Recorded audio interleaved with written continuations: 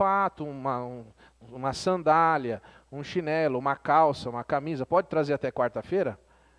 Então, o utensílio doméstico que você já não usa mais lá, que está funcionando ainda, aí você traz aqui na quarta-feira, porque aí a gente pode levar lá ainda, né? Para que no sábado, então, possamos trabalhar ali para o Senhor.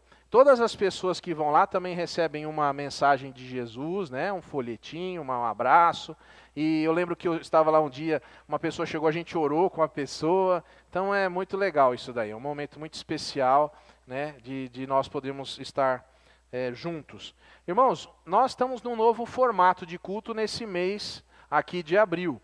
Então, estamos tendo 2 cultos. Você já está participando do segundo, tem gente que nem sabe, né? Então, já tivemos um culto agora há pouco aqui, começou às 6 horas, e agora já estamos no segundo culto, né? E você que chegou aí, está meio perdido, fica tranquilo, você é bem-vindo. Não precisa se preocupar. Eu esqueci de algum aviso, o mês da Escola Bíblica Dominical, mais algum aviso, irmã Lia? Ah, não, esse é especial, esse aí não está fazendo parte dos avisos. Mais alguma outra coisa fora isso aí? Muito bem. As famílias da igreja que ainda não receberam a sua agenda eclesiástica, depois procurem a irmã Lia, você procura a irmã Lia depois, porque agora não vai dar tempo. Mas aí você, um por família, a igreja produziu umas agendas, a irmã Lia, tudo com ela isso daí, certo? Então, se tiver alguma coisa errada escrita é comigo, mas a questão da agenda é com ela. Então, você depois pega lá uma por família, ok? Que Deus abençoe. Agora sim, vamos ver as fotos da Escola Bíblica Dominical aí. Irmã Lia, pode falar. Que horas, irmã? Muito obrigado. Então, sábado, mensageiras, meninas de mais de 9 anos, levantem a mão aí. É verdade. Menos de quanto, irmã? 17? Então, desculpa, eu não falei, todo mundo levantando. De 9 a 17, moças. Muito bem, então todas vocês estão convidadas, tá bom? Vamos ver as fotos, então, da Escola Bíblica.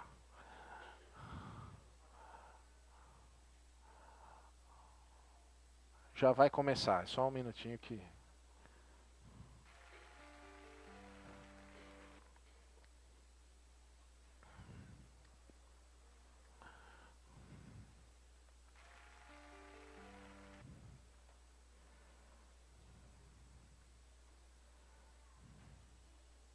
Nós estamos no mês da Escola Bíblica Dominical. Eu convido você a estar presente.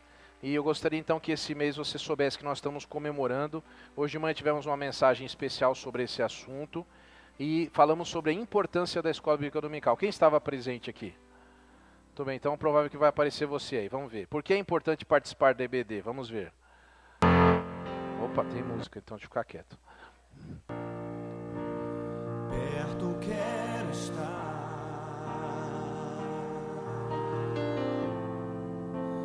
junto aos teus pés. Isso. Não tem problema, a música parou e eu faço a narração.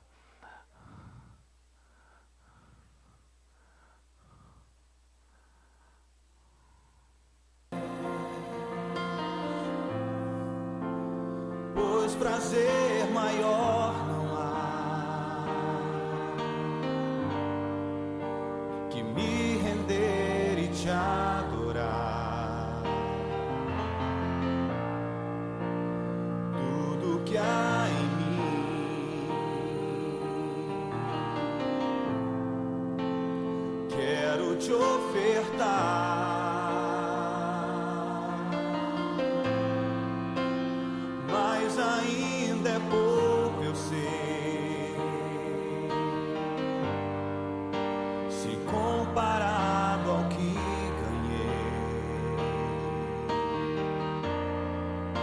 Não sou apenas servo, teu amigo me tornei.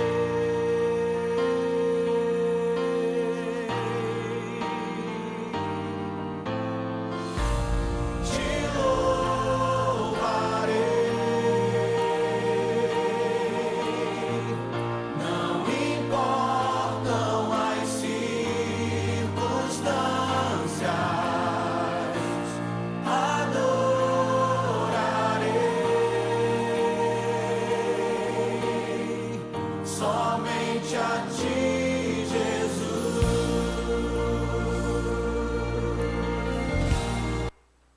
Muito bem, então aí está a apresentação especial, né, da EBD. Você está convidado, está tendo concurso bíblico, está tudo empatado, né? Quem veio hoje de manhã viu, né? Empatou todo mundo, mas continua, depois vamos ver.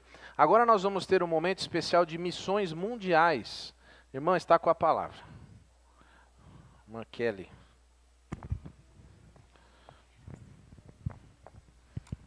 Graça e paz, irmãos. Uma abençoada noite a todos. E como o pastor disse, este mês de abril, mês especial da Escola Bíblica Dominical, e mês de março, que terminou, é o mês de missões mundiais. Só que a nossa campanha ela se estende, na verdade ela não tem fim, né? Missões sempre é tempo, né, de fazer. Mas a ênfase maior nas igrejas batistas se dá no mês de março. Mas continuamos a nossa campanha até o dia 21. E qual é o tema mesmo da nossa campanha? Quem sabe? Vamos falar todos juntos? Tem uma colinha ali no canto. 1, 2, 3. Testemunha as nações pelo poder do Espírito. Porque se não for pelo poder do Espírito, realmente a gente não consegue, né, testemunhar as nações.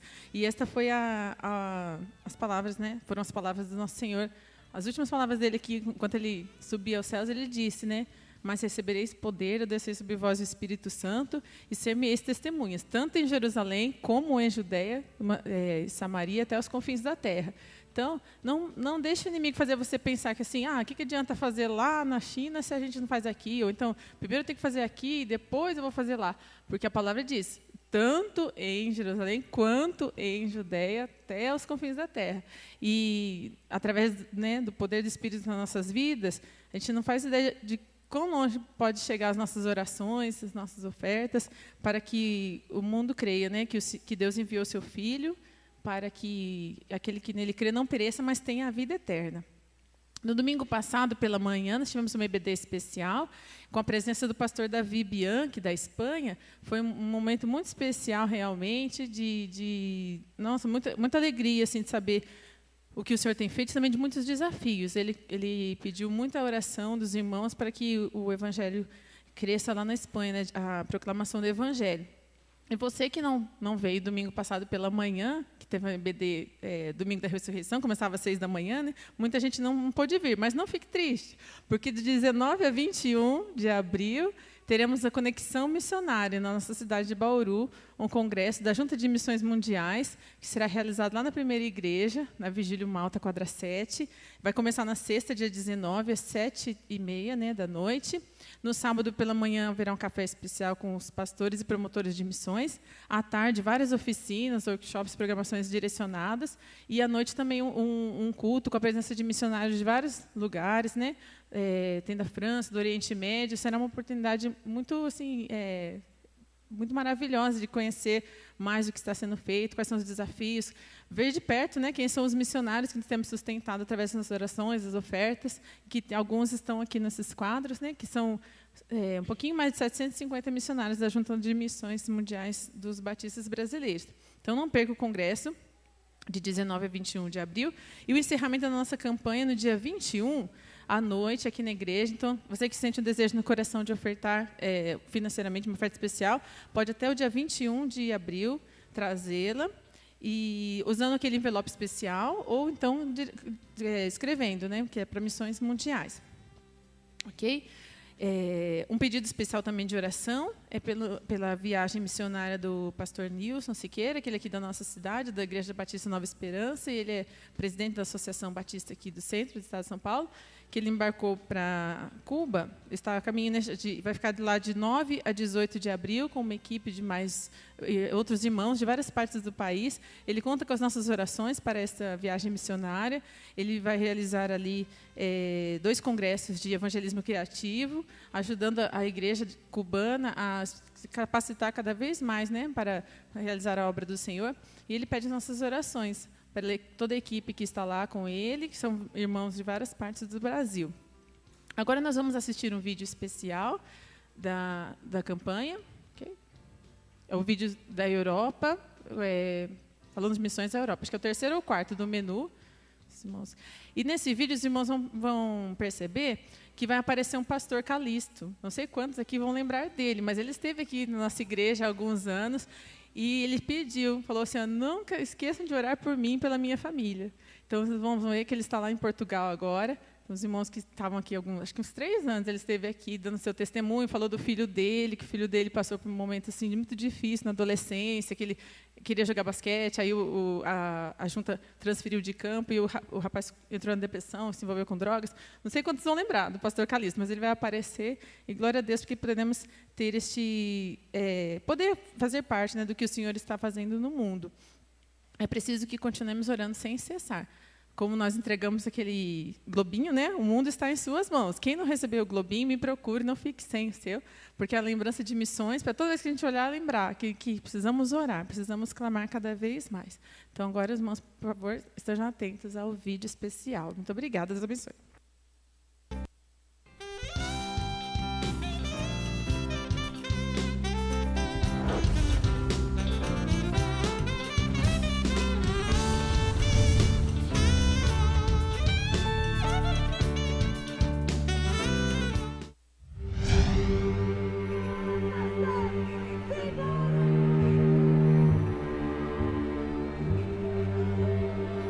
A Europa hoje vive uma grande crise econômica.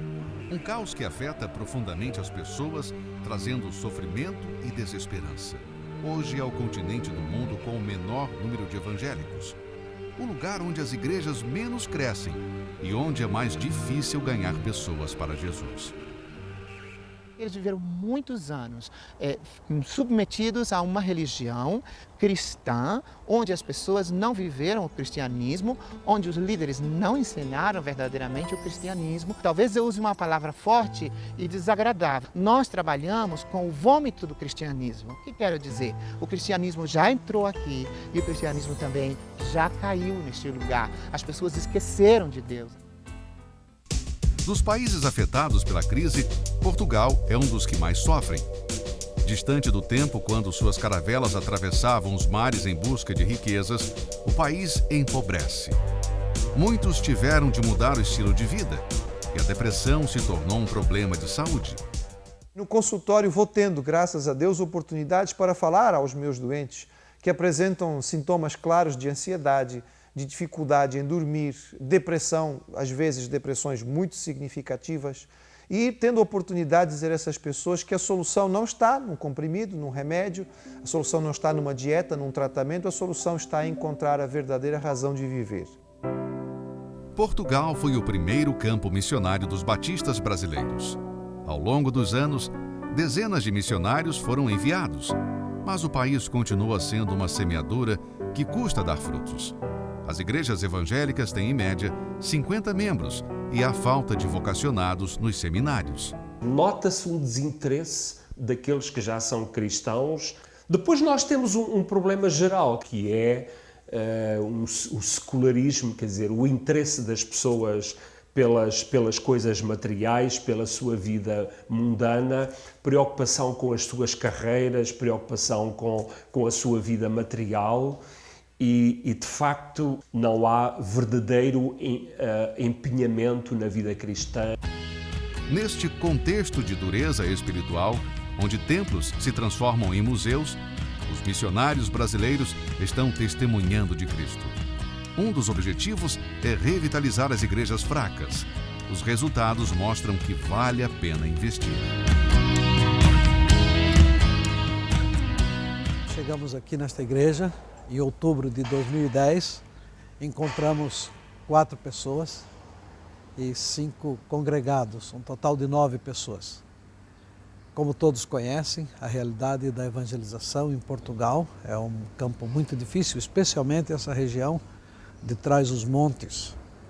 E com oração e ajuda do Senhor, nós conseguimos completar o primeiro ano de aniversário da nossa chegada com 18 pessoas. Duplicou o número de 9 para 18. Agora estamos orando a Deus para que o Senhor nos abençoe, que ao completarmos o segundo ano da nossa chegada, mais uma vez o Senhor duplique o número de 18 para 36.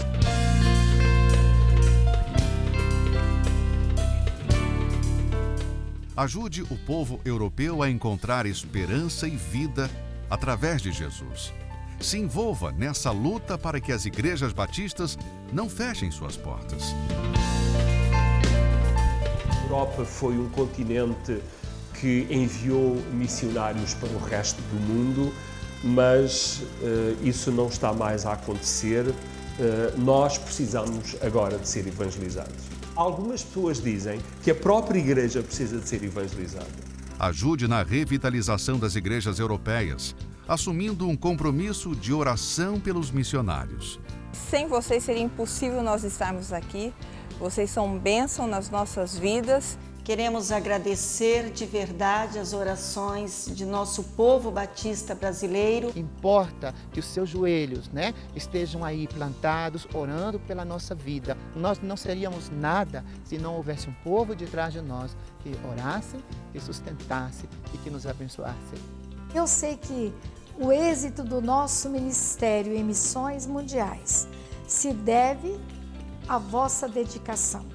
Há momentos, às vezes, que estamos um pouco cansados, mas sentimos que Deus nos levanta com as orações. Nós agradecemos as suas orações, porque com ela nós temos esta alegria, nós temos a força, nós temos a coragem de estar aqui. Nós agradecemos do fundo do nosso coração as orações dos irmãos, as ofertas.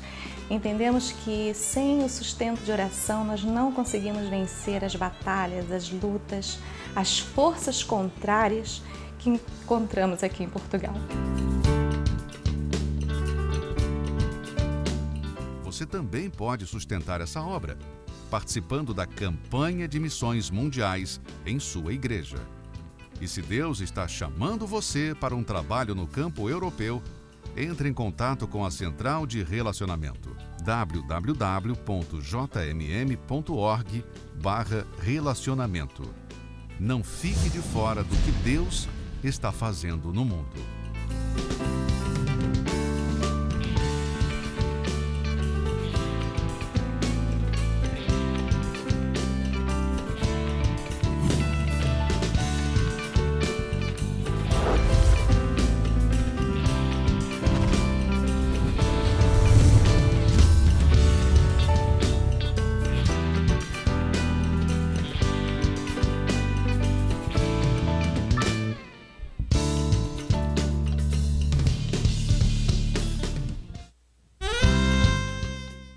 Eu gostaria que você abrisse a sua Bíblia em Gênesis capítulo 14. Eu vou ler os versículos 18, 19 e 20. Nós vamos passar a parte de entrega dos dízimos e ofertas.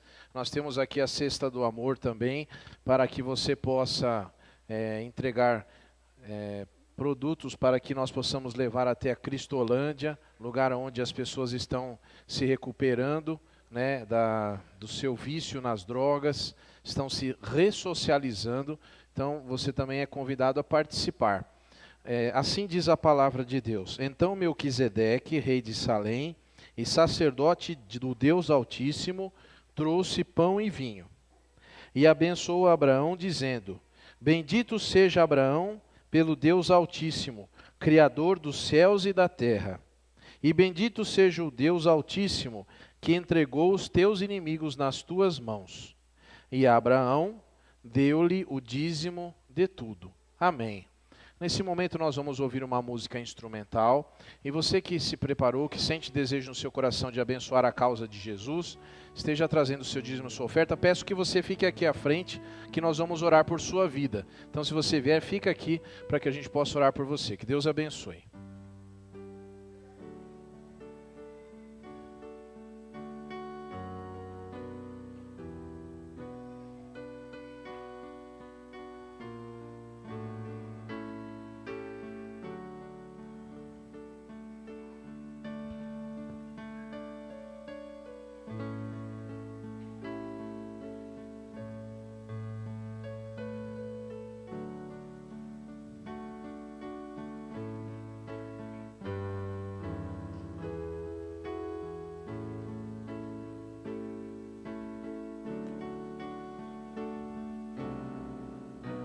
Vou orar.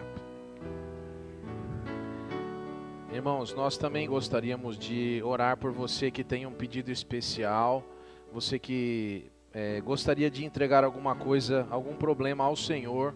Eu sempre gosto de dizer, a minha oração não pode nada, eu não posso nada, eu não sou ninguém, mas o nosso Deus é tudo, o nosso Deus pode tudo, e o nosso Deus é o governador de todas as coisas. Por isso, se você tem algum pedido especial, num ato de fé, vou pedir que você também venha à frente aqui, para que nós possamos orar por aquilo que você necessita.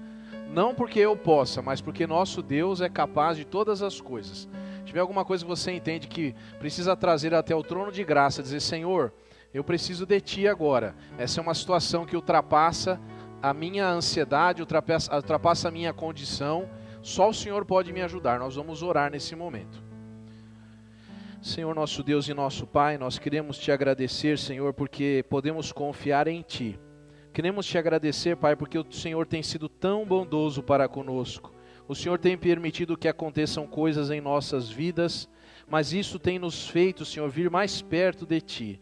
Ó Deus, nós Te agradecemos porque o Senhor tem cuidado de nós, tem dado, Senhor, solução para os nossos problemas. Pai, nós pedimos nesse momento que a Tua graça, a Tua misericórdia estejam conosco, Senhor, para que nós possamos compreender a Tua vontade em nossas vidas, para que nós, Senhor, possamos enxergar e perceber o livramento que o Senhor nos dá.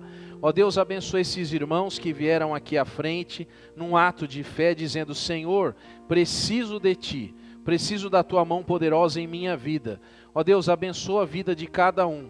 Abençoa também, Senhor, os irmãos que trouxeram seus dízimos e suas ofertas. Fica com eles, guardando e dando-lhes, Senhor, uma graça, uma bênção, que dela proceda a maior abastança. Ó Deus, que nada falte, Senhor, em questões materiais para esses irmãos e nem espirituais. Fica com cada um de nós, em nome de Jesus, amém. Que Deus abençoe a todos, obrigado, podem sentar-se, amém.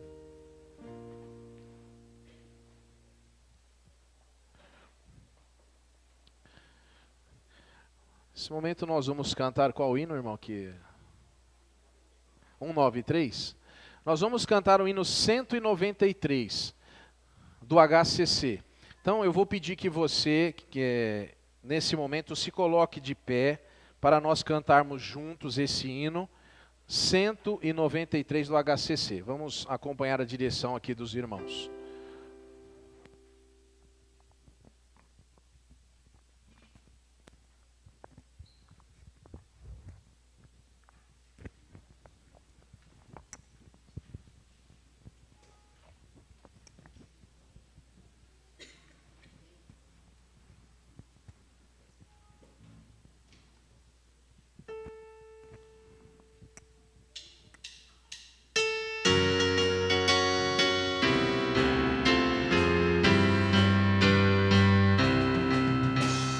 Maravilhosa graça, graça de Deus sem par.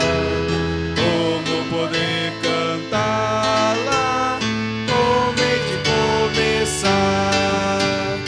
Ela me dá certeza de vivo com firmeza pela maravilhosa graça de Jesus. Que maravilhosa graça, é imensurável e sem fim. É maravilhosa, é tão grandiosa, é suficiente para mim. É maior que a minha iniquidade, é revelação do amor do Pai. O nome de Jesus engrandecer e a Deus louvar. Maravilhosa graça, trazida perenal, por Cristo perdoado, com a mansão real. Hoje eu sou liberto, vivo de Deus bem perto, pela maravilhosa graça de Jesus. Graça Nossa, que maravilhosa graça, é imensurável e sem fim.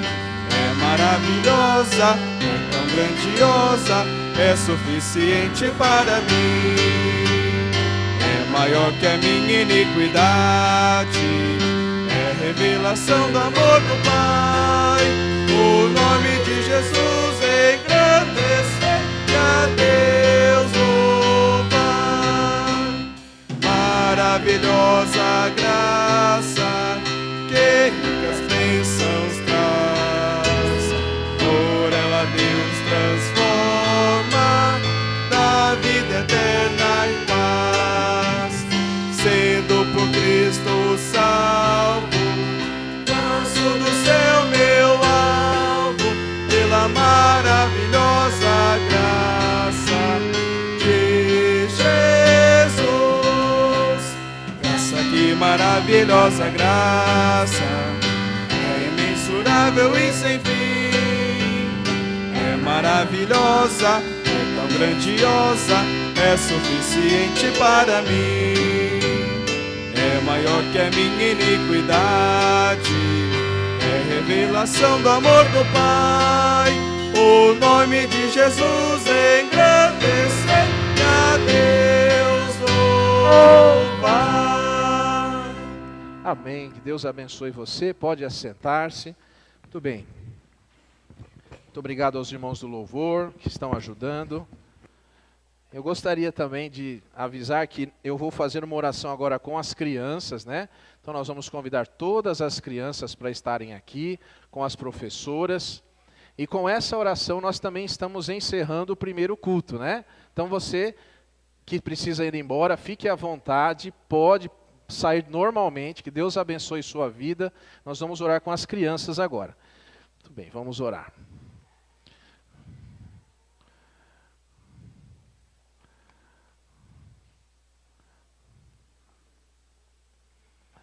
Muito bem, vamos orar. Senhor nosso Deus, nós pedimos que o Senhor abençoe todas as crianças.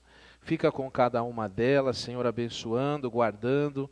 Ó Deus, que elas cresçam no conhecimento e na graça, Senhor, de Jesus Cristo. Que Jesus Cristo more no coração delas. Abençoa as professoras que têm se dedicado para ensinar a palavra de Deus a elas. Ó Deus, que elas quando crescerem possam se lembrar do que aprenderam ainda nessa idade e possam colocar em prática. Com elas também abençoa cada família da igreja e despede, Senhor, os irmãos que agora vão sair para outros afazeres, para se preparar para uma semana de trabalho. Fica com cada um, em nome de Jesus, amém. Amém. Que Deus abençoe vocês, tá bom?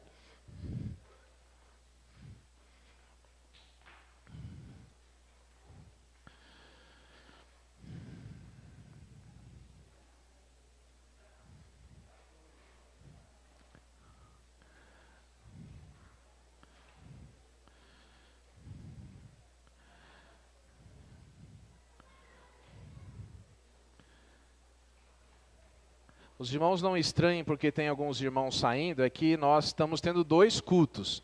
Então os irmãos que estão indo embora que já vieram aqui às 6 horas, tá bom? Então agora você vai ter também a mesma mensagem que eles tiveram, agora vou pregar novamente aqui, tá bom? Só tomar um copinho de água aqui, para refazer a garganta, né? Muito bem. Deus abençoe a todos, guarde e proteja a vida de todos.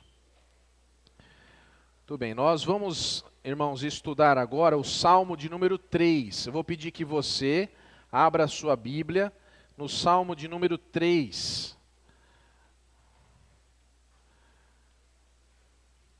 Nós vamos estudar juntos esse trecho da Palavra de Deus. E a minha oração, meu desejo, é que a Palavra de Deus possa ser relevante para a sua vida. Então nós vamos ler aqui, me acompanhem na leitura, depois nós vamos fazer uma oração. Diz assim a palavra de Deus no Salmo de número 3. Senhor, como se tem multiplicado os meus adversários, são muitos os que se levantam contra mim. Muitos dizem de mim, não há salvação para ele em Deus. Mas tu, Senhor, és o meu escudo, a minha glória, e o que exaltas a minha cabeça. Com a minha voz clamo ao Senhor, e Ele me responde do seu santo monte. Eu me deito e durmo, acordo porque o Senhor me sustenta.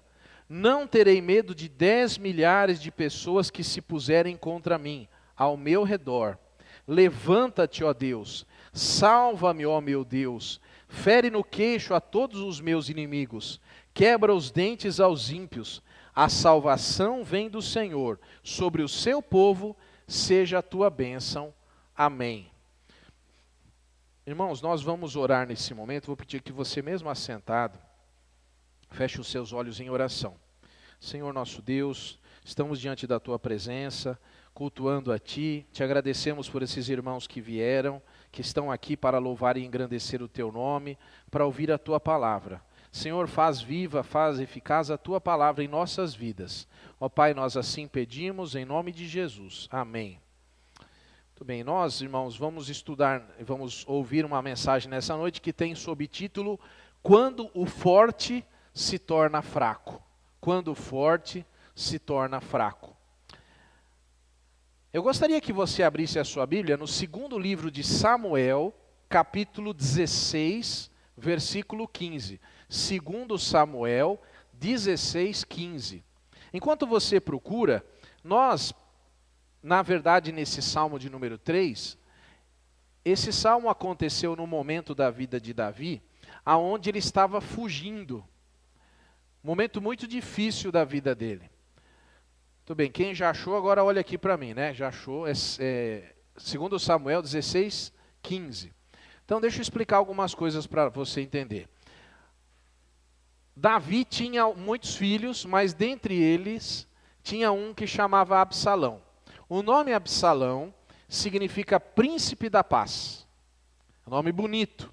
Absalão também era um moço muito bonito. A própria Bíblia diz que ele era o moço mais bonito que tinha em Israel. Então, era uma pessoa muito bonita. Ele tinha 3 filhos e uma das filhas dele era a mais linda de todas, diz a palavra de Deus.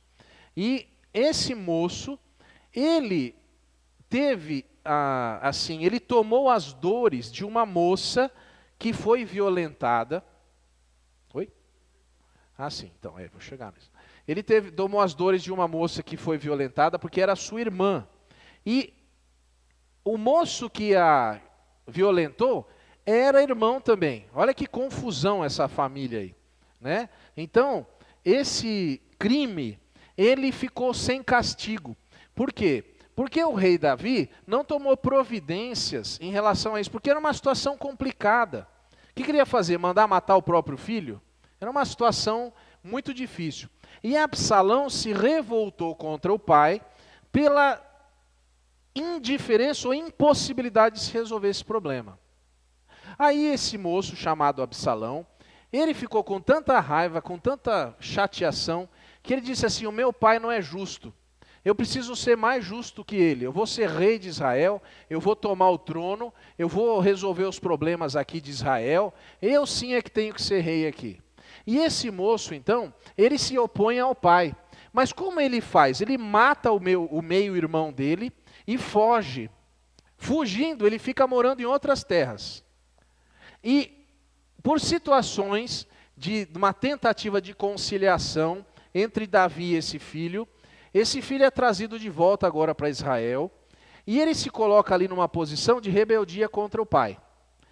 E nesse texto nós vamos ler agora, está escrito assim: Absalão, pois, e todo o povo, os homens de Israel, vieram a Jerusalém, e Aitofel com ele. Muito bem, o que eles foram fazer em Jerusalém? Eles estavam se preparando para tomar o trono de Davi. Olha que situação. Qual que era a luta de Davi lá em Salmo 3, 1 e 2? Senhor, como se tem multiplicado os meus adversários? São muitos os que se levantam contra mim. Muitos dizem de mim, não há salvação para ele em Deus. Porque todo o povo agora foi para o lado de Absalão e está contra Davi. O próprio povo, irmãos de sangue, o povo de Israel contra Davi. A maioria das pessoas que moravam distantes estavam vindo a Jerusalém para tirar o trono de Davi. Essa é a oração de Davi. Senhor, são muitos os meus inimigos. O povo, eu não fiz absolutamente nada contra o povo está contra mim. Eu não posso mandar matar o próprio povo. Eu não posso mandar o meu exército ir contra o exército do próprio povo. Vai virar uma guerra civil aqui. Vai morrer todo mundo. Os inimigos vão saber disso, vão tomar o país, vai acabar o reino de Israel. O que eu faço, Senhor? Qual é a solução? É uma coisa, por causa de uma coisa agora virou outra, está uma situação complicada, eu não tenho saída, os meus inimigos dizem de mim, ele não tem salvação, ele é só um, o povo contra ele vai destruí-lo, vai acabar com ele. E essa oração é feita, se na sua Bíblia você vê aí o Salmo 3, não fecha lá em 2 Samuel, tá? Mas no Salmo 3, você vai ver que está escrito assim, Salmo de Davi, quando fugia de seu filho Absalão. Alguém aí tem na Bíblia isso escrito? Ou só a minha? No título do Salmo, tem ali? Ah, então pelo menos umas 2 pessoas tem aí. 3, muito bem. Então você vê essa situação. Agora, qual era o problema? Qual era a luta de Davi?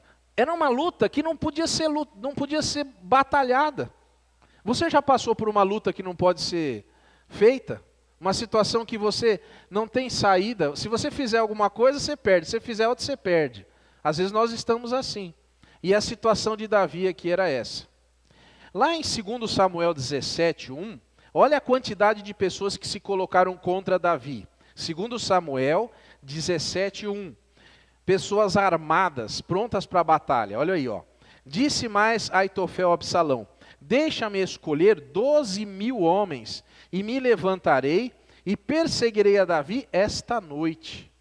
Então aqui quando você vê no Salmo, como se tem multiplicado os meus adversários, é porque existia um exército vindo contra ele de 12.000 homens de batalha, 12.000 homens de guerra atrás de Davi. E se Davi desse uma ordem dos seus soldados para bater, ia matar gente do próprio povo ali. Muito bem. Eu queria que você soubesse que era uma luta dentro da família de Davi. Era pai contra filho. Se Davi vencesse o exército, o que ele ia ter que fazer? Matar o próprio filho. Alguém ia acabar matando Absalão. Olha que situação. E em 2 Samuel 15:6 está escrito assim: como é que Absalão fez para trazer o povo para ele? E dessa maneira fazia Absalão a todo Israel, que vinha ao rei para juízo. Assim furtava Absalão o coração dos homens de Israel. Sabe como ele fazia? Ele ficava sentado, se fosse hoje, como se fosse na porta do fórum. E o rei também era juiz. Então, alguém vinha com uma dificuldade, ele dizia assim, olha, se eu fosse o rei aqui, você tinha razão. Eu ia resolver seu problema. É assim que eu ia fazer. Você ia ganhar muito dinheiro com essa ação aí. Mas eu não sou o rei, é o meu pai, então não posso fazer nada. E a pessoa falava assim, puxa vida, se esse jovem bonito aí fosse o rei, então aí estava tudo resolvido meus problemas. Aí sim, olha que moço inteligente. Aí ele, com um tapinha nas costas, com um aperto de mão, pegando criança no colo, ele ia ganhando todo mundo para ele. Mas ele não fez nada, ele só ia na conversa. E ele mesmo que fosse rei, não poderia julgar toda aquela gente. Por isso que, por exemplo, você pode até reclamar que tem fórum, você pode reclamar que a polícia não chega na hora, mas você não tem uma solução melhor para isso. Porque quando as coisas são institucionalizadas, elas demoram, elas têm uma ordem, tem uma sequência para acontecer. Não adianta você ficar bravo. E aqui as pessoas estavam insatisfeitas com algumas coisas, principalmente as pessoas de longe, e agora elas estavam indo para o lado de Absalão. Agora, em 2 Samuel 15:13, tem a informação de que o próprio Davi ficou sabendo que o povo estava contra ele. Então veio um mensageiro a Davi dizendo, o coração de cada um de Israel segue a Absalão. Nenhum outro homem poderia sofrer tanto quanto o rei. Porque, por exemplo, uma coisa é alguém do povo ter um filho contra si. Mas aqui era o rei de Israel. Existia uma situação onde ele era rei, era uma autoridade espiritual, ele tinha comunhão com Deus e a sua própria família estava se colocando contra ele. Olha que situação sem saída. Isso doía muito em Davi, porque era o próprio filho. Em Salmo 22, 7 e 8 está escrito assim: todos os que me veem zombam de mim, estendem os lábios e meneiam a cabeça dizendo, confiou no Senhor, que o livre-o, pois nele tem prazer. Esse é um salmo profético a respeito de Jesus Cristo na cruz, mas é uma situação semelhante à de Davi. Alguém que soubesse que Absalão vinha vindo com o seu exército, já devia ter pensado, aí Davi está perdido agora. Aqui no Salmo 3, versículo 2, está dizendo assim, que as pessoas estavam falando, nem o Senhor poderá livrá-lo. A situação dele é tão terrível, é tão negativa, é tão sem saída, que nem Deus vai poder livrá-lo agora. Essa era a situação das pessoas que estavam ali contra Davi. Agora, Davi sabia que a redenção dele viria por um descendente seu. E em Romanos, capítulo 1, versículos 3 e 4, está escrito assim, acerca de seu filho, que nasceu da descendência de Davi segundo a carne, declarado filho de Deus em poder, segundo o Espírito de santificação, pela ressurreição dos mortos, Jesus Cristo nosso Senhor. Então, realmente foi de um descendente dele, porque ele recebera promessas de Deus a respeito disso. Mas esse seu filho imediato não estava agindo dessa forma. Agora, o que acontece? Nós temos uma situação muito interessante em 2 Samuel 15, 14. Está escrito assim, disse, pois, Davi a todos os seus servos que estavam com ele em Jerusalém, levantai-vos e fujamos, porque não poderíamos escapar de diante de Absalão. Dai-vos pressa a caminhar, para que porventura não se apresse ele e nos alcance e lance sobre nós algum mal e fira a cidade a fio de espada. O que ele fez? Ele não se põe como um guerreiro. Ele retira seu exército, ele pega a casa real, deixa apenas no palácio 10 concubinas, e ele sai e vai em direção a sair da cidade de Jerusalém. A Bíblia conta que quando ele estava saindo de Jerusalém, Jerusalém chorava, os habitantes de Jerusalém que conheciam efetivamente quem era Davi, estavam muito tristes dele ir embora, dele apagar as luzes do palácio, e o palácio dele ficava no alto de uma colina, muito próximo de onde seria o lugar do templo, e ele agora vai saindo, vai caminhando em direção para fora da cidade, e as pessoas de Jerusalém estavam muito entristecidas, mas foi a maneira que ele encontrou de ganhar tempo, para não guerrear contra o filho. Vamos embora, vamos sair. Em 2 Samuel 15, 23, está escrito assim, e toda a terra chorava com grandes vozes, passando todo o povo, também o rei passou o ribeiro de Cedron, e passou todo o povo na direção do caminho do deserto. Muito bem, imagina o coração de Davi, um coração com dores, triste, pesaroso, deixando sua própria casa, deixando a cidade linda de Jerusalém, uma cidade que tinha água, e agora ele vai caminhar para o deserto onde não tem água. Ele está caminhando praticamente para a morte. Está caminhando praticamente para, vamos dizer assim, se Absalão não o matasse, ele morreria de fome ali no deserto. Não tinha provisão, não foi uma coisa preparada. Agora eu queria que você soubesse que lá em João 18, de 1 a 5, existe um texto que vai dizer que Jesus passou por esse mesmo lugar antes de ser traído, na noite em que ele ia ser traído. Veja lá, João 18, de 1 a 5, diz assim, tendo Jesus dito isso, saiu com os seus discípulos para além do rio de Cedron. Olha aqui, ó, ribeiro de Cedron, igual lá onde Davi passou, em 2 Samuel, onde havia um horto, no qual ele entrou com seus discípulos. E Judas, que o traía, também conhecia aquele lugar, porque Jesus muitas vezes se ajuntara ali com os seus discípulos. Tendo, pois, Judas recebido a corte e os oficiais dos principais sacerdotes e fariseus, veio ali com lanternas e archotes e armas.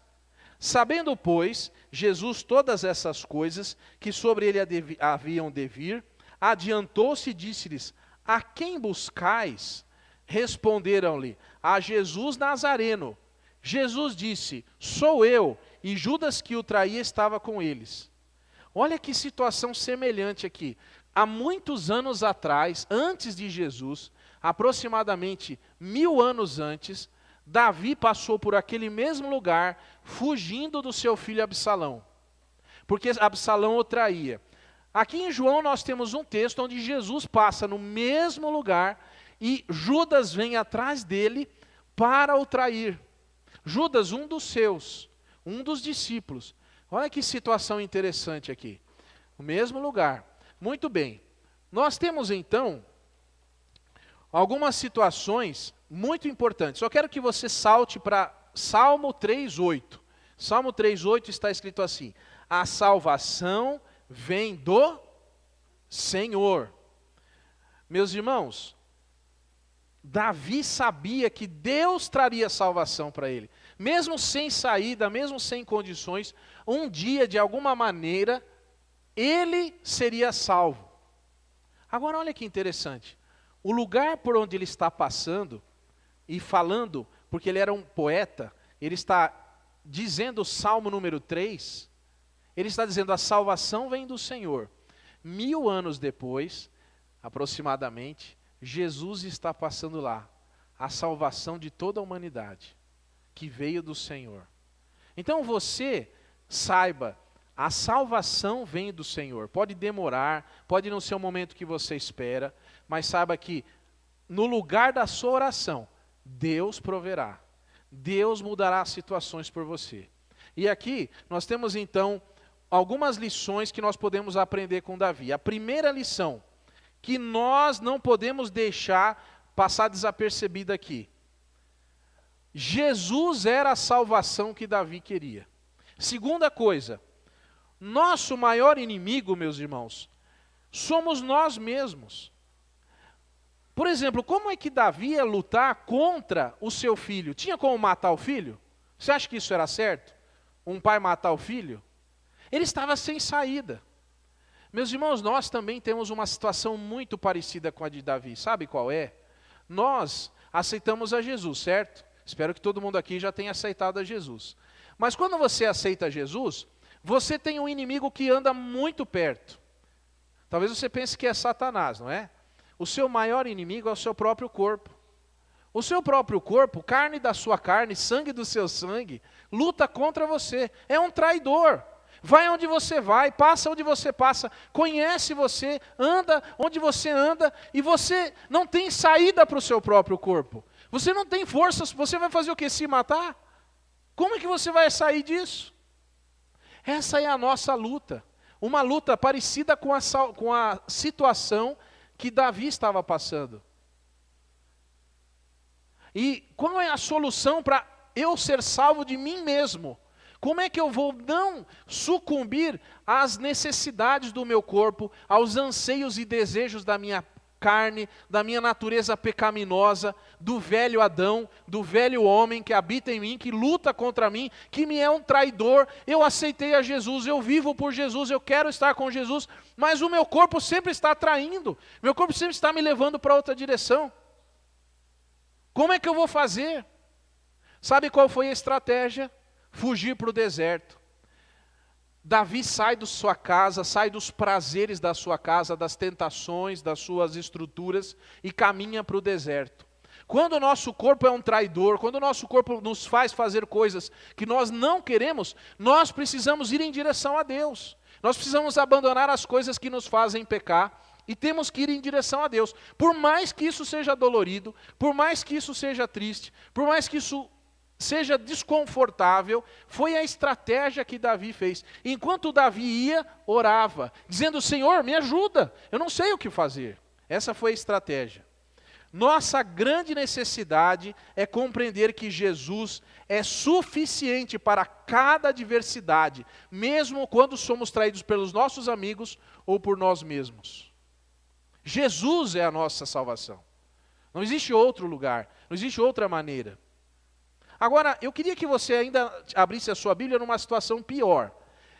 Dá para piorar? 2 Samuel 15:31. 2 Samuel 15:31. Então fizeram saber a Davi, dizendo: também Aitofel está entre os que se conjuraram com Absalão. Pelo que disse Davi: ó Senhor, peço-te que torne em loucura o conselho de Aitofel. Por que esse Aitofel era tão importante? É o seguinte, Aitofel foi conselheiro de Davi. Foi um homem fiel a Davi, aconselhando na guerra, era como se fosse um ministro de Estado, conhecia todas as maneiras de estratégias de guerra de Davi. Sabia quantos quilômetros Davi andava numa noite, sabia quais eram as cavernas que Davi conhecia, os poços, aonde Davi ele tomava água, quais eram as estratégias para vencer o inimigo, por onde ele iria se ele fosse atacado. Aitofel era o pior inimigo, mais do que Absalão, porque Absalão não tinha muita estratégia de guerra, mas Aitofel tinha. A quem nós poderíamos comparar Aitofel se nós comparamos o Absalão ao nosso próprio corpo? Nós podemos comparar Aitofel a Satanás. É um grande estrategista. Ele já foi de Deus, mas abandonou a Deus, se rebelou contra Deus e passou para o lado de lá. E esse nosso inimigo conhece a nossa vida, conhece a hora que você dorme, sabe o que você faz, sabe o que é a sua fragilidade para ele explorar esse negócio.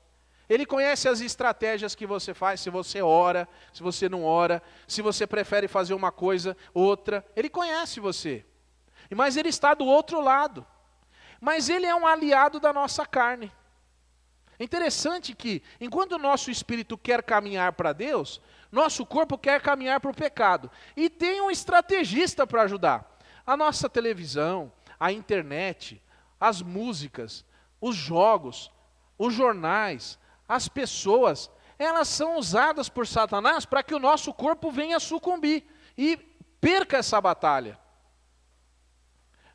E quando Davi ficou sabendo que esse estrategista tinha mudado de lado, ele disse assim, Senhor, eu tinha uma mínima chance.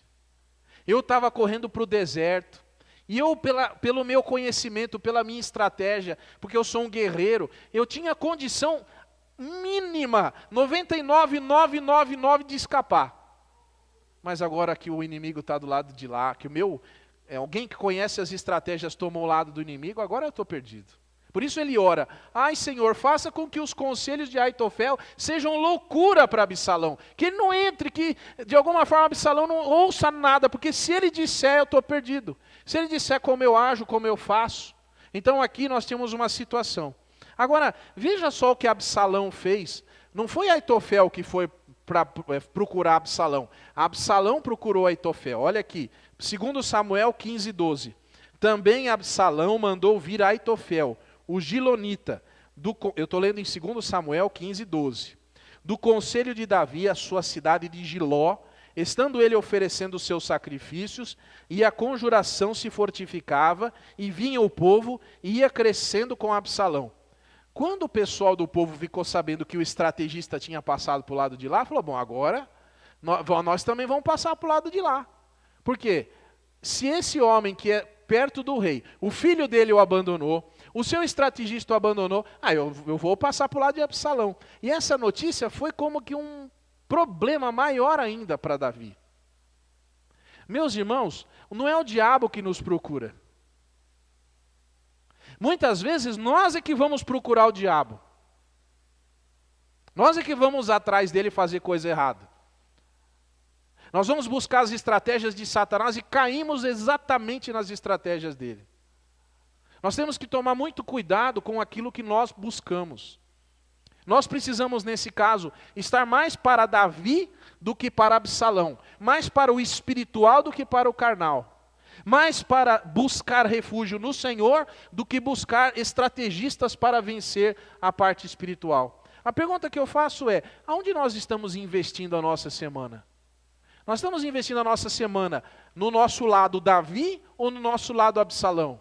No nosso lado da revolta contra nós mesmos ou no nosso lado que procura buscar a presença de Deus? Nós lemos a Bíblia todo dia? Nós oramos todo dia? Nós estamos dependendo de Deus todo dia? Ou nós estamos nos enchendo de lixo de Aitofel? O que nós estamos fazendo? É uma pergunta, porque maior do que a busca do próprio Aitofel, foi Absalão que foi lá buscá-lo. Agora, uma coisa que nós precisamos aprender, e isso eu preciso falar mais para os homens do que para as mulheres. Uma coisa, homens, nós aqui, precisamos aprender é o seguinte: não é vergonha nenhuma se ajoelhar e clamar ao Senhor. Não é vergonha nenhuma numa hora de dificuldade, derramar o nosso coração em lágrimas perante Deus e soluçar na presença dEle dizendo: Senhor, eu estou perdido, eu não tenho solução, sem Ti eu não tenho salvação. Uma coisa que Davi fez aqui no Salmo número 3, ele clamou ao Senhor. Homens, vocês precisam orar mais. Vocês precisam mais depender mais de Deus. A gente é durão, a gente não quer chorar, a gente quer dizer nós sabemos o que nós estamos fazendo. E os problemas vão se acumulando na nossa vida, na nossa família, na nossa casa. E a gente continua dizendo assim: eu não vou orar, eu não vou chorar, eu não vou desistir. Desista, se ajoelhe e ore. Porque nós não sabemos o que nós estamos fazendo sem Deus. Não existe salvação para nós. Não existe salvação para a nossa casa. Nós, homens, precisamos orar. As mulheres oram, Deus abençoe. Mas os homens oram muito pouco. Está faltando mais oração dos homens. Olha o que está acontecendo aí. Aonde estão os homens do mundo? Aonde estão as pessoas? Antes estivessem de joelhos, orando ao Senhor. Mas as pessoas não têm feito isso. Davi fez isso, é uma lição para nós aqui. E eu vou dizer uma coisa, marquei aqui. Chorar é emocionalmente e psicologicamente bom. Mas também tem um reflexo na nossa vida espiritual. Quando você se coloca de joelhos diante de Deus, você está dizendo: Senhor, eu não confio no mundo, eu não confio em mim mesmo, eu não confio em nenhum homem, não confio em nenhuma estratégia, eu só confio no Senhor. Isso é uma coisa que nós temos que fazer. Em 1 Tessalonicenses 4,13 fala assim: não quero, porém, irmãos, que sejais ignorantes dos que já dormem, para que não vos entristeçais como os demais que não têm esperança. Eu quero falar mais sobre essa parte da esperança. Nós não podemos perder a nossa esperança está em quem? Em Deus. A nossa esperança tem que estar em Deus. Versículos 3 e 4 do Salmo 3, diz assim: mas tu, Senhor, és o meu escudo, a minha glória, o que me exaltas a minha cabeça. Com a minha voz clamo ao Senhor, e Ele me responde, do seu santo monte. Aqui tem uma palavra, mas tu, Senhor. Qual a importância disso daqui? Davi está dizendo assim: o mundo está contra mim, o povo se rebelou contra mim, meu filho se rebelou contra mim, o meu maior estrategista está contra mim, mas eu ainda tenho Deus. Eu ainda estou com o Senhor. Essa é a questão. Davi aqui está dizendo: eu confio no Senhor. Essa aqui é a virada do Salmo. Mas eu tenho Deus, eu tenho em quem confiar, eu tenho alguém que luta por mim. Eu tenho alguém que domina sobre todas as coisas, alguém que não pode ser vencido pelas circunstâncias. Lembre-se, quando você estiver rodeado de inimigos, lembre-se que Deus está com você. Eu gostaria de que você abrisse agora a sua Bíblia em 2 Samuel 2,4. Porque você vai ver um momento onde Davi, ele foi ungido rei. Davi foi ungido rei. 2 Samuel 2,4 diz assim: então vieram os homens de Judá e ungiram ali a Davi, rei sobre a casa de Israel, sobre a casa de Judá, e deram avisos a Davi dizendo: os homens de Jabes Gileade foram os que sepultaram a Saul. Mas o que eu quero ressaltar aqui é o seguinte: Davi por acaso pediu para ser rei? Foi ele que falou assim: eu quero ser rei, olha, vote em mim. Ele estava lá cuidando das ovelhas e aí foi chamado. Meus irmãos, vou explicar uma coisa. Quando nós estamos andando com Deus, e alguma coisa acontece conosco porque nós estamos andando com Deus, nós precisamos nos lembrar do seguinte: é Deus mesmo que cuida de nós. Se aquela situação está acontecendo porque você é seguidor de Deus, seguidor de Cristo, não esmoreça. Porque Davi também não foi chamado para ser, ele não se escolheu para ser rei. Deus o escolheu. Todas essas coisas estavam sob a poderosa mão de Deus. E por isso ele clamou a Deus. Agora, uma coisa que você vai encontrar, eu queria que você visse no versículo 5. Eu me deito e durmo, acordo porque o Senhor me sustenta. Meus irmãos, em Filipenses 4:7 está escrito assim: a paz de Deus, que excede todo entendimento, guardará os vossos corações e os vossos sentimentos em Cristo Jesus. O crente que confia em Deus tem uma paz no coração. Eu não sei explicar. Eu não sei explicar de onde vem essa paz. Mas olha a situação de Davi. Ele está sofrendo com todo o povo atrás dele. E ele me escreve esse versículo dizendo assim: eu me deito e durmo porque o Senhor me sustenta. Como é que alguém pode dormir numa hora dessa? Como é que alguém pode achar que tem condição de dormir? Davi encontrava paz em Deus. Apesar de toda dificuldade, toda impossibilidade do seu momento, ele encontrou paz em Deus. Não existe paz no mundo, não existe paz em nenhuma situação, somente em Deus. Você só vai encontrar paz em Deus, meu querido, minha querida. Não é em tranquilizante, não é em remédio, não é em nada. É só Deus que pode dar essa paz, que o mundo não pode entender. Ninguém entende. Como que você pode ter tranquilidade numa hora dessa? Como é que você dorme, põe a sua cabeça no travesseiro? Ele diz assim: eu confio no Senhor, eu me deito e durmo porque o Senhor me sustenta. Por mim eu já tinha desistido, mas Deus está me sustentando. Por isso que eu tenho essa força sobre-humana, eu aguento, eu não sei explicar. Não é por mim, mas o meu Deus me sustenta, meu Deus me faz maior. Meu Deus, Ele trabalha no meu coração. E assim, Davi estava se sentindo forte. Ele ignorou seus inimigos e confiou em Deus. Olha, eu vou falar uma coisa para você. Talvez você nunca tenha pensado nisso, mas você sabe por que Davi era rei? Por que Davi foi escolhido entre todo o povo de Israel? Já parou para pensar? Qual era a característica? Alguém vai falar, não, porque o coração dele era, Deus escolheu por causa do coração, é verdade. Mas o que tinha nesse coração aí? Eu vou dizer para você. Nas horas mais sombrias da vida de Davi, eu acho que quando ele era jovenzinho lá, que ele encontrou um leão pela frente, um urso, depois quando ele encontrou Golias, o que é que destacava Davi dos outros? Alguém vai falar, é a coragem. Mas de onde vinha essa coragem? Meus irmãos, ele tinha uma fé inabalável em Deus. Ele tinha uma fé inabalável, ele falava assim, na hora mais difícil, eu confio no Senhor. Lá para Golias ele falou, você vem com seus carros, seus cavalos, seus guerreiros, eu vou em nome do Senhor dos Exércitos contra você. Ele tinha fé. Esse era o segredo da vida dele. Os grandes homens e mulheres de Deus tiveram fé. Na hora mais difícil, eles disseram assim, eu não confio nas circunstâncias, eu confio no Senhor. É dele que vem a minha salvação, eu não vou me esmorecer por causa disso. Isso faz de você uma pessoa diferente. Ore a Deus e peça para que Deus dê essa fé a você. Ore para que Ele mude o seu coração. Para que no primeiro problema você não diga assim, não tem mais jeito, eu entreguei os pontos. Pronto, agora eu não é mais comigo. Já sabia, isso não ia dar certo mesmo.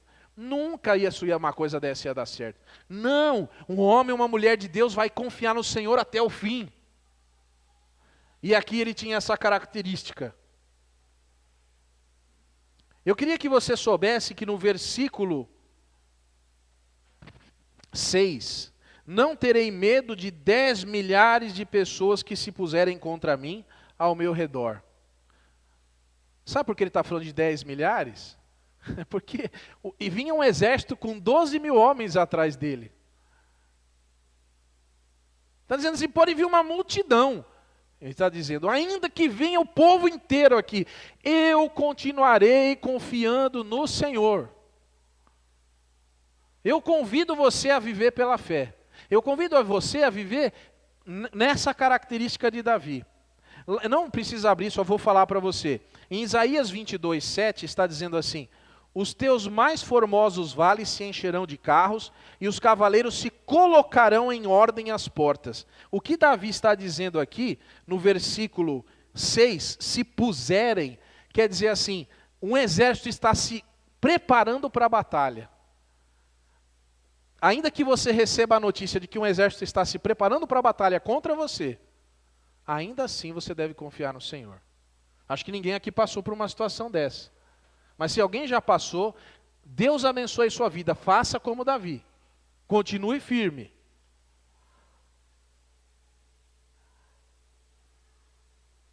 Lá em... Deixa eu passar mais rápido aqui que eu estou demorando. Bom. Em Isaías 37, 1 e 2, tem uma característica de Ezequias que eu queria mostrar para você, que é parecida com a de Davi. Isaías 37, 1 e 2, diz assim: E aconteceu que, tendo ouvido isso, o rei Ezequias rasgou as suas vestes, se cobriu de saco e foi para onde? Para a casa do Senhor. Então enviou Eliaquim o mordomo, e Sebna o escrivão, e os anciãos dos sacerdotes, cobertos de sacos ao profeta Isaías, filho de Amós. Que é outra história, mas para você saber. Quando este rei aqui ficou sem saída, Ezequias foi para onde? Foi para a casa de Deus orar. Essa foi a solução para o problema dele. Eu acho engraçado, tem gente que está passando um problema, para onde que ele vai? Vai embora, some da igreja. O que aconteceu, irmão? Estou passando um problema. Vem para a igreja. Na hora que você mais precisa vir para a igreja, você não vem mais. Não pode fazer isso. Mas vamos continuar aqui. Agora, eu gostaria que você soubesse no versículo 7. Levanta-te, ó Senhor, salva-me, ó meu Deus, fere no queixo a todos os meus inimigos, quebra os dentes dos ímpios. Existe um outro salmo, só para você saber, Salmo 58, 6, que diz exatamente também essas palavras. Agora, a nossa salvação está declarada no versículo 8. A salvação vem do Senhor, sobre o seu povo seja a tua bênção. Como é que Davi ainda abençoa o povo que está contra ele? Isso é coisa de Deus, né? Ninguém vai abençoar alguém que está contra você. Mas Davi ainda fala: Senhor, abençoa essas pessoas que estão contra mim. Olha aqui aquele princípio de Jesus para a gente orar pelos inimigos. Aqui Davi faz isso. Agora, eu queria que você soubesse que Davi confiou no Senhor. Sabe o que aconteceu? Aconteceu que Absalão entrou na batalha, mas Absalão ele não sabia nada de batalha. Ele prendeu a cabeça numa árvore. Ele tinha um cabelo muito grande, além de ser bonito, ele era cabeludo também. A Bíblia diz que o cabelo dele, depois de 1 ano sem cortar, pesava, sabe quantos gramas? 2.000 gramas, 2 quilos. E ele entrou de cabeça numa árvore, lá ficou pendurado, o cavalo saiu correndo, ele ficou pendurado na árvore, não conseguia sair. Sabe por que isso aconteceu? Porque ele se rebelou contra o pai. Ele tomou essa atitude de rebeldia contra o pai, e a Bíblia diz que quem obedece o pai e mãe, tudo vai, e se não obedece o pai e mãe, tudo vai? Não sou eu que estou falando, é a Bíblia. Aí ele ficou preso pela cabeça na árvore. Veio um soldado com 3 lanças e espetou ele com essas 3 lanças. Mas ele não morreu. Depois vieram outros soldados, ele voltou lá, vieram e mataram Absalão. Aí tiraram Absalão da árvore, abriram um buraco, jogaram uma cova, jogaram umas pedras lá e ele foi enterrado lá mesmo. Não foi nem levado o corpo dele embora. Posteriormente, essa notícia tinha que chegar para o pai. Agora, quem era o corajoso que ia falar para Davi que o seu filho tinha morrido? Apareceu lá um servo etíope. E depois um soldado saiu correndo na frente, mas depois chegou o etíope e deu a notícia lá. Olha, Davi, seu filho morreu. E aquilo foi uma dor terrível para Davi. Perdeu o filho numa batalha, revoltado contra o pai. Sabendo que aquela atitude, ela era uma atitude de perdição. Porque ele não morreu num acidente, ele morreu em algo provocado pela maldade. Meu irmão, um dia você vai ouvir dizer que você morreu. Como assim? Porque o crente, ele não percebe que morre. Ele adormece. E alguém vai dizer, olha, eu tenho uma notícia para te dar, você morreu. Como é que é? Seu corpo morreu. Não, sim, você ganhou um corpo novinho. Puxa, aquele corpo tão legal que eu tinha. Eu gostava daquele corpo, me levava para onde eu ia. Onde eu ia, ele ia junto. E aí talvez você fique um pouco triste. Mas Absalão tinha morrido. E Davi também ficou muito triste. A Bíblia tem uns versículos muito tristes para esse momento. Ele disse assim, meu filho, várias vezes chorando e soluçando. Todos chorando. Ninguém estava feliz que Absalão tinha morrido. Não dizia assim, vitória tal, não, uma situação terrível. Porque, meus irmãos, nosso corpo está fadado à morte. Esse corpo que nós temos, ele vai tombar um dia. Infelizmente, nós temos que estar preparados para esse momento. Hoje em dia, nos púlpitos, não se fala muito sobre a morte. As pessoas têm medo. Eu não vou naquela igreja porque vão falar de morte lá. É melhor ir naquela outra lá, que só fala de vida. Mas, meus irmãos, quando eu falo de morte, na verdade eu estou querendo dizer, prepare-se para a vida eterna. Prepare-se para o que vem depois. Não pense que tudo é agora e tudo é aqui. Porque a nossa natureza pecaminosa, ela vai tombar. O mal vai ficar vencido. E nós vamos estar livres para servir a Deus. Essa é a situação que a gente passa aqui. E eu gostaria que você soubesse que em 1 João 4,4 está escrito assim, filhinhos, sois de Deus, já os tendes vencido, porque maior o que está em vós do que o que está no mundo. Que versículo lindo. Lá em 2 Coríntios 12, 9 está escrito assim, a minha graça te basta, porque o meu poder se aperfeiçoa na fraqueza. De boa vontade, pois, me gloriarei nas minhas fraquezas, para que em mim habite o poder de Cristo. Porque eu sei que em mim, isto é, na minha carne, no meu Absalão, naquilo que é que se revolta contra mim, não habita bem algum. Essa parte do Absalão, eu que coloquei aqui, tá? Não tem no texto. E com efeito, o querer está em mim, mas não consigo realizar o bem. É algo nosso que se revolta contra nós. E em Romanos 8,7 está escrito, porquanto a inclinação da carne é inimizade contra Deus, pois não é sujeita à lei de Deus, nem em verdade o pode ser. Está vendo que coisa triste aqui? O nosso corpo é contra Deus. Nós estamos numa luta interna, certo? Então o que nós podemos fazer? No próprio livro de Romanos vai dizer, mas revestivos do Senhor Jesus Cristo, e não tenhais cuidado da carne e os seus desejos. Romanos 13, 14. O que nós temos que fazer? Fugir de nós mesmos. Fugir dos nossas paixões, nossas dificuldades, nossos problemas. Tem gente que tem facilidades para fazer coisa errada. Então o que você tem que fazer? Todos nós, queridos, somos pecadores. Você não pense que você é o único que agoniza dentro do corpo. Fala assim, puxa vida, Senhor, errei outra vez. Eu até gostaria de dizer, é fácil para você, por exemplo, manter a calma quando alguém te ofende? O que o seu corpo pede? Lute com toda a força, vença o inimigo, não é isso que o corpo fala? Mas o que um cristão deve fazer? Eu vou fugir para quem? Eu não vou brigar com ninguém, eu vou fugir para Deus. Senhor, se eu fizer o que o meu corpo está pedindo, eu vou matar aquela pessoa, eu vou ofender aquela pessoa, eu vou tomar uma situação pior do que já está. Eu vou para a tua presença. Aí o seu corpo vai dizer, vai para Deus, não vai resolver o problema, está fugindo do problema? Você diga para o seu corpo, estou fugindo não, eu estou indo para o remédio, eu estou indo para a solução do problema. Eu estou indo para quem pode resolver, quem é maior do que eu. Não estou fugindo de nada, eu estou indo para solucionar. Aqui eu vou criar um problema maior, mas em Deus eu estou solucionando o meu problema. Quando um homem forte se torna fraco? Quando ele sucumbe ao seu próprio desejo. Quando ele se torna forte? Quando vai para Deus. Eu gostaria de ler ainda mais um texto. Gálatas 5,17.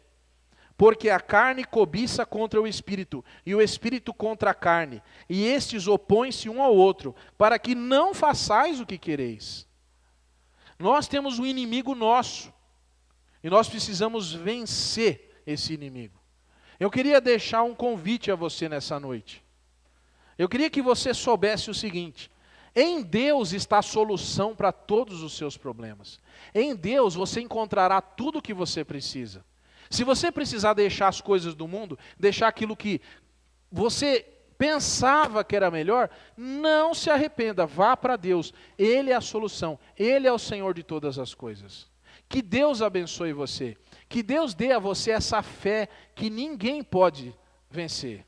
Que você seja nisso parecido com Davi e não parecido com Absalão. Que Deus abençoe sua vida. Vamos orar? Curve sua cabeça. Senhor, nós queremos pedir, Pai, que o Senhor nos abençoe. Ó Senhor, que os nossos corpos não tenham domínio sobre nós, mas que nós aprendamos a ter domínio próprio. Que nós aprendamos que em Ti nós somos mais do que vencedores, por causa daquele que nos amou. Ó Senhor, que nossa existência seja dedicada a Jesus Cristo. Senhor, se até hoje nós não tivemos forças, que nós corramos para Deus e busquemos nele a solução. Ó Senhor, fica conosco, Pai, abençoa as nossas vidas, faze-nos teus, de corpo e de alma, em nome de Jesus. Amém. Vamos nos colocar de pé agora, que eu vou impetrar a bênção apostólica, encerrando o nosso culto desta noite. E vamos orar aqui. Primeiro eu gostaria que você tivesse uma semana abençoada por Deus, que você tenha uma semana vitoriosa. Agradeço porque você veio no culto desta noite, que Deus tenha falado ao seu coração, que você não se esqueça do que você ouviu, coloque em prática e que saiba que Deus está com você. Vamos orar. Que a graça do nosso Senhor Jesus Cristo, o amor de Deus o Pai e as doces consolações do Espírito Santo estejam com todos que estão aqui nesta noite e todo o povo de Deus espalhado sobre a face da terra, agora e para sempre. Amém e amém. Que Deus abençoe sua vida. Amém. Pode assentar-se. Eu vou pedir para o irmão lá colocar uma música. Estamos despedidos do culto dessa noite. Que Deus abençoe você.